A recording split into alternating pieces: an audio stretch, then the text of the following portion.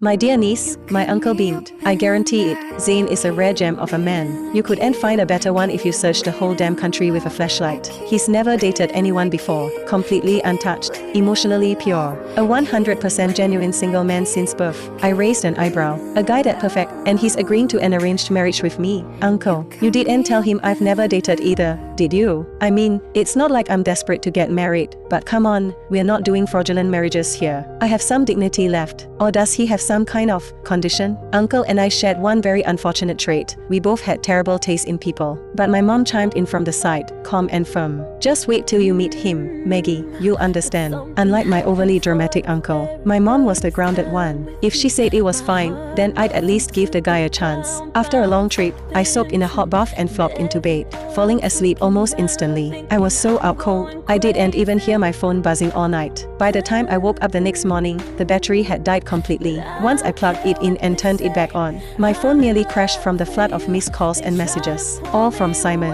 I assumed it was about the work handover, so when he called again, I picked up. President Godric, I said politely, all the client files are still on my computer. You can just... But he cut me off, angry and loud. Maggie, are you done playing around yet? You moved out without a word, quit without telling anyone. Was that your idea of a joke? Do you think scaring me is funny? If you didn't pick up today, I was ready to call the cops. I blinked, confused. Where was all this righteous outrage coming from? President Godric, you approved my resignation. You signed off on my final paycheck. Everything was handled through the proper process. I kept my voice level, but he was practically sitting on the other end of the line. You bullied Sean. I snapped at you a bit and now you're pulling this stunt? Get back here. Come home, go to work, whatever. Just come back. And with that, he hung up. That was the third time he'd snapped at me like this since Sean came back into his life. He still thought I was the same Maggie, soft, obedient and quietly loyal, no matter how poorly he treated me. I looked at my phone for a moment. Then I went back to Messenger, clicked on the red exclamation mark next to the message that had failed to send before.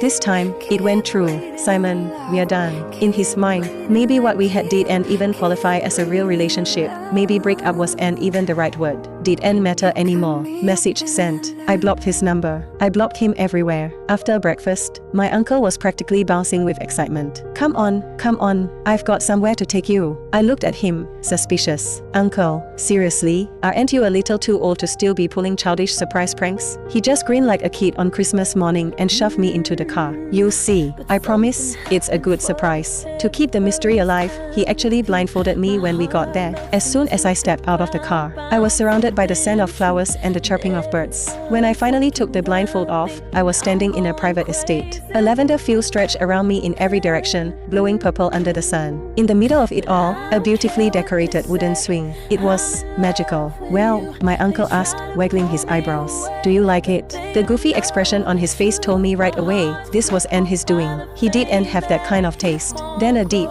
magnetic voice spoke from behind. Maggie, this will be your home from now on. Happy birthday. I froze. I had a thing for voices, especially deep, smooth ones like that. They just hit different. I slowly turned around, and for a moment, I was stunned. Standing in front of me was a man who looked like he'd stepped straight out of a dream. If I wasn't mistaken, that had to be him. Zain, my future husband.